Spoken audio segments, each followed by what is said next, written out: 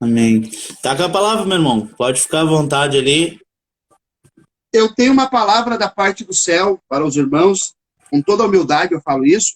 Ela se encontra no livro de Ruth, no capítulo de número 1, e nós vamos ler o versículo 1 a seguir. Os irmãos acompanhem quem está com a Bíblia Sagrada. Eu só quero, para não incorrer em algum erro aqui, irmão Wagner, eu queria só perguntar ao senhor até que hora é momento, quanto tempo a gente tem. É uma reflexão, irmão. Ali fica à vontade ali uns 5, 10 minutinhos ali, para nós já passar para a Rápido, oração. Isso, é rápido. tá? Eu vou ler o texto, mas antes eu tô aqui com o Ô, jovem Emanuel. olha aí, O Jesus. Emanuel faz parte da nossa congregação que nós estamos aqui pastoreando. O irmão Manuel é o músico também, é terceiro líder de juventude, é professor da escola. O rapaz é multiuso, é Coisa boa, multifunções. E coisa também boa. está aqui, irmão Wagner. Opa, também está aqui o meu filho, ó, que se Olha aí, batizou agora há Jesus. pouco, Deus abençoe, meu né? irmão. Em nome de Jesus. Já tá pregando, é uma bênção de Deus. A minha guriazinha tá lá também. Olha Deus aí, ô abençoe. glória. E a irmã Janice sumiu aqui, tá com vergonha, fugiu. Mas vamos lá, vamos para a palavra de Deus. Ruth, antes de 1 Samuel e depois de Juízes. É um pequeno livro da Bíblia, mas está na Bíblia, tá, irmãos? Não está nos apócrifos. Está na Bíblia Sagrada que nós usamos. Vamos lá. E sucedeu que nos dias em que os juízes julgavam, houve uma fome na terra, pelo que um homem de Belém de Judá saiu a peregrinar nos campos de Moabe, e ele, sua mulher e seus 2 filhos. Era o nome deste homem Elimeleque, o nome da sua mulher Noemi, o nome de seus 2 filhos Malom e Quilion, efrateus de Belém de Judá, e vieram aos campos de Moabe e ficaram ali. Morreu Elimeleque, marido de Noemi, e ficou ela com seus 2 filhos, os quais tomaram para si mulheres moabitas, e era o nome de uma órfã, o nome da outra era Ruth, e ficaram ali quase 10 anos. E morreram também ambos, Malom e Quilion, ficando assim esta mulher desamparada dos seus 2 filhos e de seu marido. Até aqui, eu quero brevemente trazer uma breve reflexão aos irmãos sobre esse texto de Ruth. A palavra de Deus nos informa em primeira mão, em primeira instância, aqui no verso 1, que esse período de Ruth é o período dos juízes. Os amantes, estudantes, leitores e ouvintes da palavra de Deus sabem que esse foi o período mais tenebroso da nação de Israel. Perdurou por 300 anos esse período dos juízes, e nesse período foi considerado, é chamado por alguns estudiosos, alguns eruditos, como o período de gangorra espiritual. Ora Israel estava lá em cima, ora Israel estava lá embaixo, ora Israel adorava a Deus, ora Israel estava adorando os pseudos deuses. Assim estava Israel de uma forma totalmente oscilante. Não adorava a Deus e não adorava direito aos deuses pagãos. Ele ficava nesse misto de sentimento, nessa dubiedade de sentimento. E Deus nunca se agradou de dividir a sua glória com ninguém. Deus nunca se agradou em dividir os seus adoradores com ninguém. Deus, ele quer que ele seja exclusivo nosso. Nós temos que ter ele como exclusividade, ele quer ser exclusivo nosso e também nós somos exclusivo dele. Não pode haver meio termo. Por isso Jesus disse que tem 2 caminhos, um conduz à perdição e o outro à vida eterna. E ele diz que é para escolher um dos 2. Ele diz que há 2 senhores, o Deus da riqueza, o Mamon, e o Senhor que é o próprio Jesus, que é o Senhor da salvação, da vida eterna. Não dá para ficar no meio termo. Israel, também no período de Elias, vivia em cima do muro, e Elias, certa feita, se levantou depois de fazer o altar que agradara a Deus, e o fogo desceu do céu e consumiu ali o holocausto, e também ali Deus se agradou do propósito de Elias. Elias disse: até quando vocês vão ficar titubeando em 2 pensamentos? Ou se Jeová é Deus, se o Senhor é Deus, adore, viva para ele, sirva a ele. Mas se vocês querem servir a Baal, viva para Baal. Por causa dessa oscilação, dessa dubiedade da nação de Israel, dessa gangorra espiritual, Deus nunca gostou, nunca aceitou essa gangorra, essa meio termo, né? É céu ou inferno, é vida eterna ou é perdição eterna. Deus sempre deixou isso bem determinado. Então, aqui no período dos juízes, existia essa oscilação. E aí a Bíblia diz em Deuteronômio, irmão Wagner, capítulo 28, que há uma promessa de Deus para a nação escolhida, a nação israelense, a nação, o povo de Deus da antiga aliança, da antiga dispensação, que se essa nação obedecesse os seus preceitos, seus mandamentos, seus estatutos, Deus abriria as comportas do céu, abençoaria a sua terra, a sua colheita, os seus campos, seus animais, os seus filhos, tudo sairia da melhor forma possível, porque Deus estaria abençoando a nação de Israel. Mas no mesmo capítulo 28, Deus disse para a nação de Israel, se porventura de contrapartida vocês não me obedecerem, não me servirem e não andarem nos meus estatutos, eu vou também fazer vocês pagar um preço, eu vou fechar os céus, eu vou fazer os seus campos não produzirem, eu vou fazer os seus animais morrerem no nascimento, eu vou fazer com que vocês não prosperem, não cresçam, não desenvolvam. Deus faz promessas para quem obedece e Deus também penaliza aqueles que desobedecem, que Deus não tem o ímpio por justo e o justo por ímpio. Deus, ele sabe separar quem é quem. Ele sabe distinguir de quem é dele e quem não é dele. E outra vez vereis a diferença em quem serve a Deus e quem serve ao diabo, ao pecado, ao mundo, aos falsos deuses. Então, aqui nós vamos ver que há uma grande fome na terra de Belém de Judá. Por quê? Existem duas linhas de interpretações de teólogos, de estudiosos, que acreditam que esta fome veio por dois meios, por duas formas. Alguns dizem que esta fome veio pela seca, pela estiagem. E aí, então, por isso que parou do campo produzir, parou dos animais produzir, e aí, então, se cumpriu Deuteronômio 28, porque Deus cerrou o céu e veio essa seca, veio essa estiagem, porque o povo vivia, ora estava adorando a Deus e ora não, ora estava servindo a Deus quando se levantava um juiz temente, ele estava com Deus, ora quando um juiz morria, eles abandonavam a Deus e se voltavam para os pseudos deuses. Então acredito como nesse momento aqui, a nação de Israel tinha voltado as costas para Deus de novo, e então Deus permitiu o céu se cerrar, estiagem, falta de chuva, falta de água, falta de a semente produzir no campo, então eles passaram uma tremenda fome. E nesta outra linha de interpretação, acredita que possa ter sido, não apenas, no caso, não isso, não ter Deus cerrado o céu, mas pode ter sido os inimigos da nação de Israel, as nações circunvizinhas, que invadiram Israel e levaram todo o seu rebanho, levaram toda a sua colheita, e também deixando eles numa dura fome, né? Numa dura escassez. Então, as duas formas era Deus permitindo o seu povo ser açoitado, disciplinado, para que o povo se voltasse para ele. Porque Deus exorta e açoita e disciplina a todos quanto ele ama. Amém. Se Deus está permitindo alguns açoites sobre a tua vida que me ouve aqui, não é porque ele não te ama, é porque ele te quer mais próximo dele. Ele quer você mais perto dele. E se você estiver se afastando, Deus vai permitir lutas, provas. É o açoite de Deus para que tu te aproxime dele. Essa pandemia, irmão Wagner, é muito importante nós falarmos, é que esta pandemia não fugiu do controle de Deus. Tem gente até que andou falando, os pregadores aí do coach, os pregadores PNL por aí, que são da modernidade aí, mais moderna, dizendo que Deus, onde é que está Deus nessa pandemia? Deus não está no controle, Deus perdeu o controle, que nada.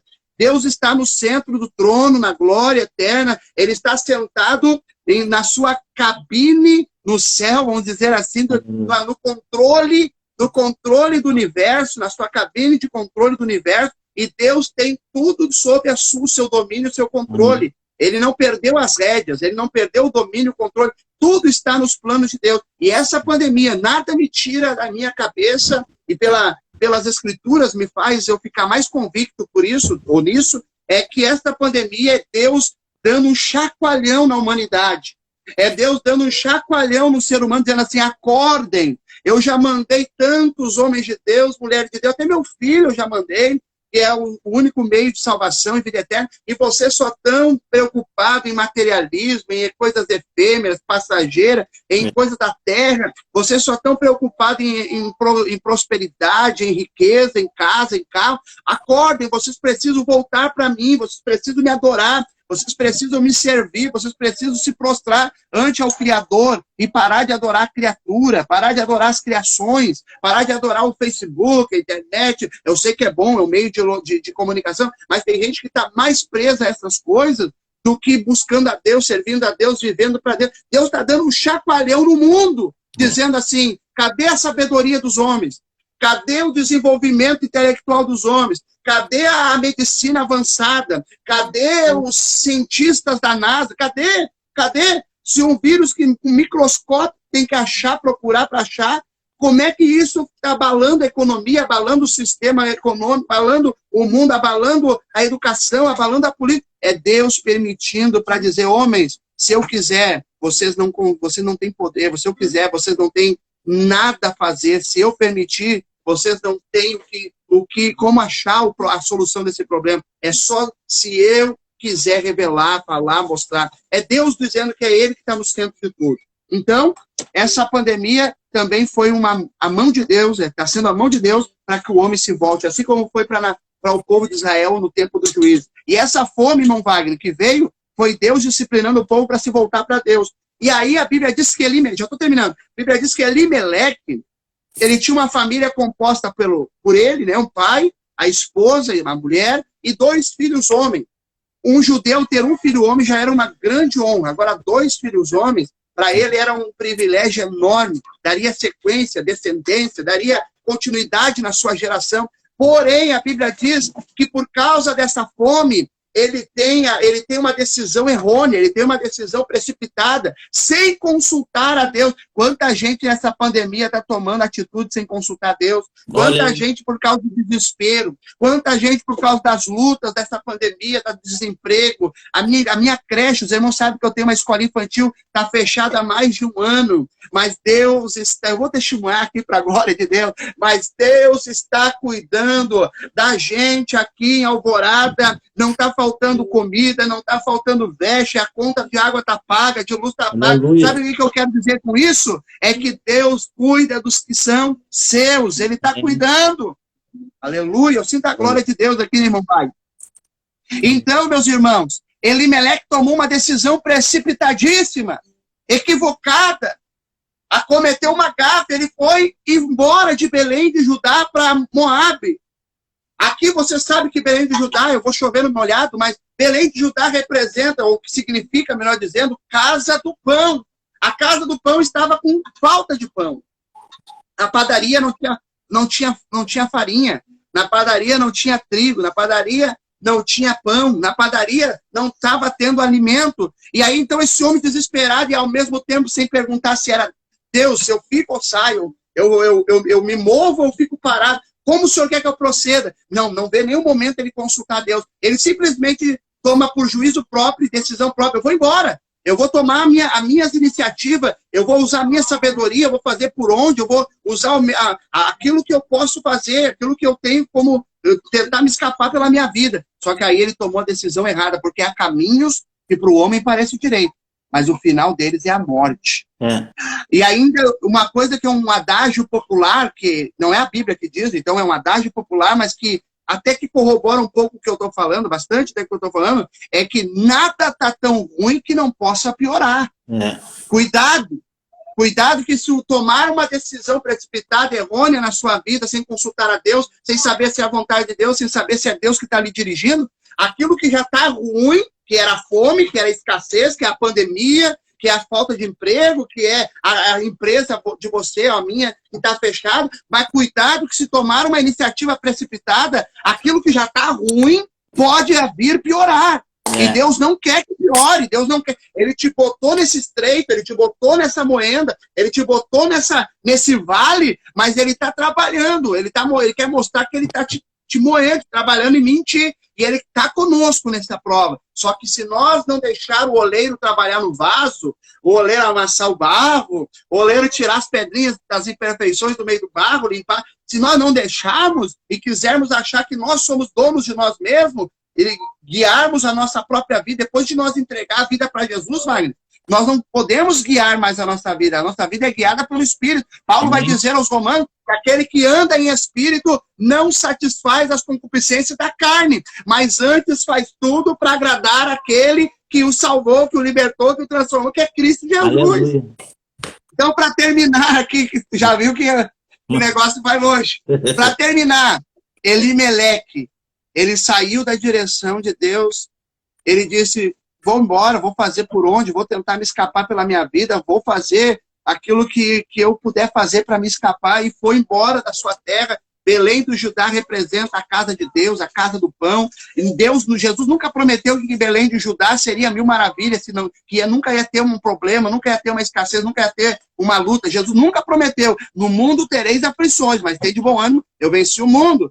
A igreja é composta por homens imperfeitos, cheios de falha. Se não fosse composta por homem, aqui na terra seria perfeito. Mas você e eu somos imperfeitos, e por isso que às vezes tem alguns problemas na igreja. Mas não saia da casa do pão mesmo diante das crises, das intempéries, dos problemas. E eu vou dizer para você que Elimeleque foi embora, saiu, fugindo da morte por causa da fome. E a morte o encontrou em Moabe. E não bastando encontrar ele, irmão Wagner, aquilo que está ruim pode piorar.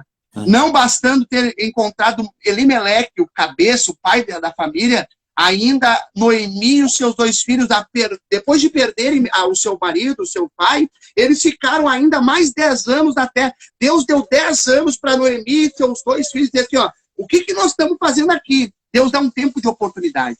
Tem gente que está me ouvindo aqui nessa noite que já está há anos fora da casa do pão, já está há anos fora da presença de Deus, e já perdeu algumas coisas estão se perdendo na tua vida, e Deus está dizendo para você: até quando tu vai perder? Até quando tu vai sofrer?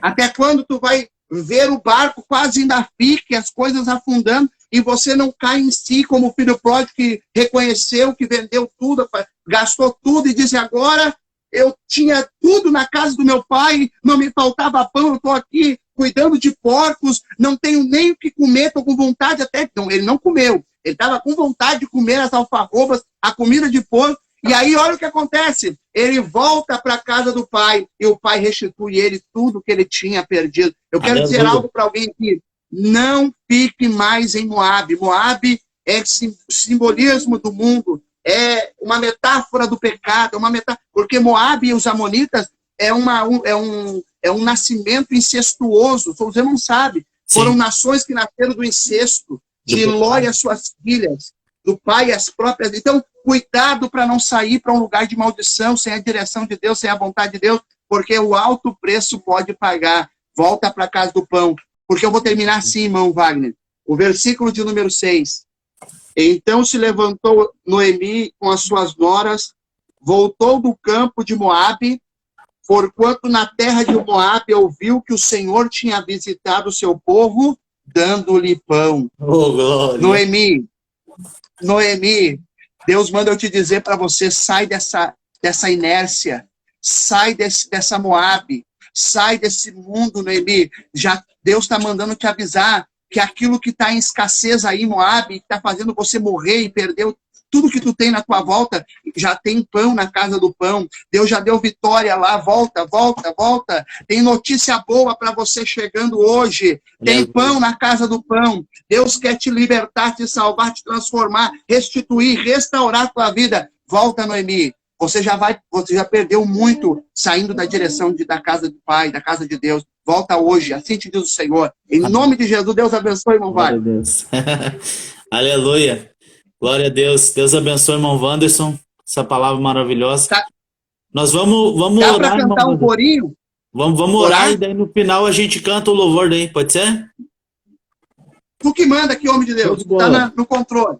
Nós vamos orar então. Vamos colocar em oração. O Eduardo tem ali um caderno de pedidos de oração, que nós anotamos todos os pedidos de oração ali. Tá com o